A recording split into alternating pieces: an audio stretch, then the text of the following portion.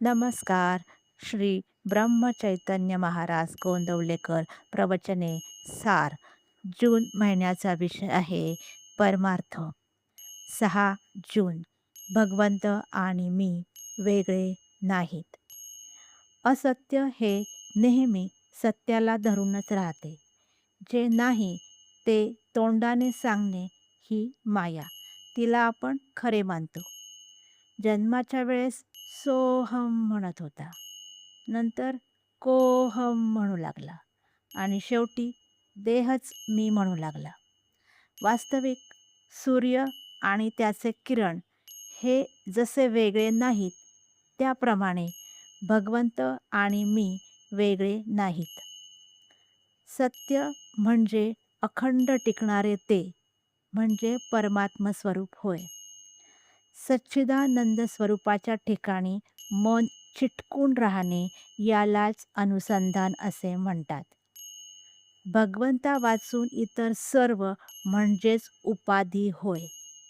मला काही कळत नाही असे वाटणे ही परमार्थाची पहिली पायरी आहे आणि मी आणि भगवंत वेगळे नाहीत असे अंगी मुरणे ही शेवटची पायरी आहे. जे जे घडते त्याचा करता परमात्मा आहे. मी फक्त कर्तव्यापुरता आहे असे वाटणे यालाच निष्काम कर्म असे म्हणतात. आले तर भोगले, गेले तर सोडले, ते सहज कर्म होय. दोष बाधू नयेत अशा रीतीने केलेले कर्म ते ज्ञानयुक्त कर्म होय. ईश्वराच्या स्मरणात केलेले कर्म त्याला निरासक्त कर्म असे म्हणतात.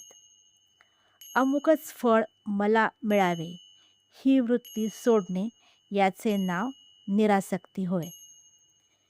जे कर्म बंधनाला कारण होते ते अज्ञान आणि जे मोक्षाला कारण होते ते ज्ञान समजावे.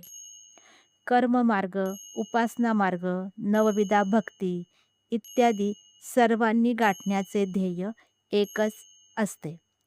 सर्व साधनांचा उपयोग अभिमान नाहीसा करण्याकरता असतो. नामस्मरणाने हे काम लवकर होते आणि म्हणूनच सर्व साधनाचे सार भगवंताचे नाम हेच आहे. ते आपण श्रद्धापूर्वक घ्यावे आणि भगवंताशी एकरूप व्हावे.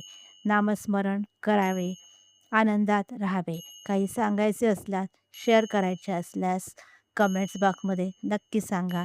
धन्यवाद.